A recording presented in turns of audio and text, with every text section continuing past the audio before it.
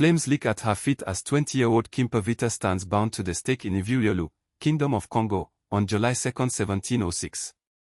Her eyes blaze with defiance, not fear. The Portuguese priest who condemned her as a heretic watch from the shadows as Africa's Joan of Arc prepares to burn for one revolutionary belief, that Jesus Christ was black, born in Bethlehem of Congo, not Palestine. But this is not where her story begins. This is where it becomes immortal. 3 years earlier, in 1703, the Kingdom of Kongo bleeds from within. Civil war has torn apart what was once Central Africa's mightiest empire. Portuguese slave traders circle like vultures, exploiting the chaos, shipping Bakongo souls across the Atlantic. The capital city of South Salvador lies in ruins, its people scattered like leaves in a hurricane. Into this devastation steps Dona Beatriz Kimpa Vita, a young Congolese noblewoman with fire in her soul and visions in her mind. Born around 1684 into the Kimpa clan, she grows up watching her homeland crumble under the weight of foreign influence and internal strife. The Portuguese have introduced Christianity, but it comes wrapped in chains of cultural destruction. Kimpa Vita serves as a Nona Marinda, a traditional spiritual healer who communes with ancestral spirits. But in 1704, something extraordinary happens. She falls gravely ill, and in her fevered dreams, she experiences what she believes is death and resurrection. When she awakens, she claims to be possessed by the spirit of Saint Anthony of Padua, the Catholic saint. But this is Saint Anthony reimagined through African eyes. Her message electrifies the broken kingdom. Christianity belongs to Africa as much as Europe. Jesus Christ was born black in Bethlehem, but this Bethlehem exists in Congo, not Palestine. The Virgin Mary was Congolese.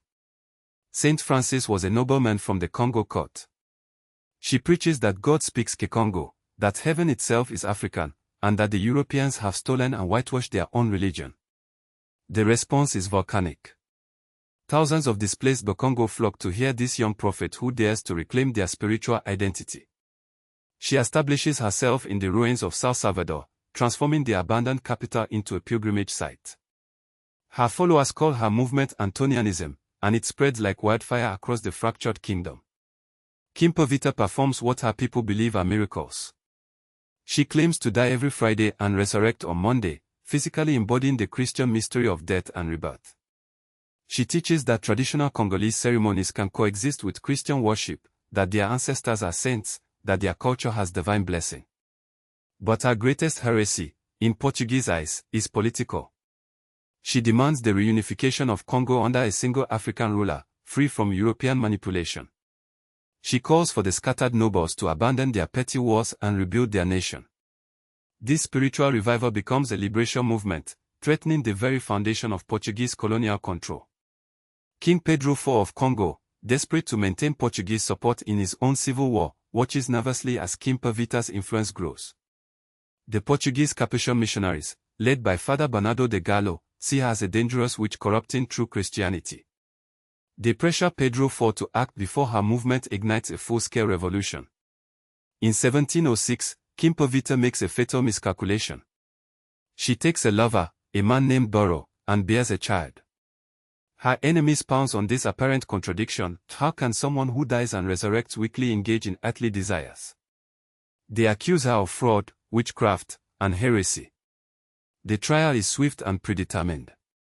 Portuguese missionaries and Congolese collaborators condemn her as a false prophet who perverts Christianity with African superstitions.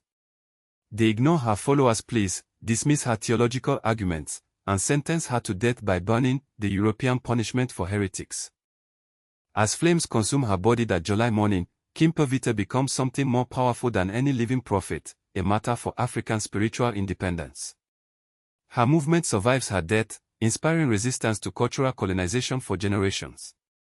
Centuries later, her influence echoes through every Black liberation theology, every Afrocentric Christian movement, every voice that challenges the assumption that divinity wears a European face. From Marcus Garvey to the African Methodist Episcopal Church, from liberation theology in Latin America to Black consciousness movements worldwide, her revolutionary idea persists, that the divine speaks in every language, appears in every skin color, and belongs to no single culture. Kimpa Vita died believing that her people deserved to see themselves reflected in their faith, that their culture had sacred worth, that their ancestors walked with angels. In our modern world of ongoing cultural imperialism and spiritual colonization, her message burns brighter than ever.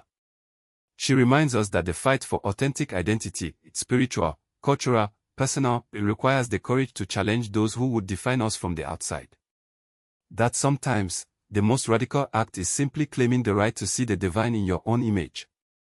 Kimpa Vita's flames have been extinguished for over 3 centuries.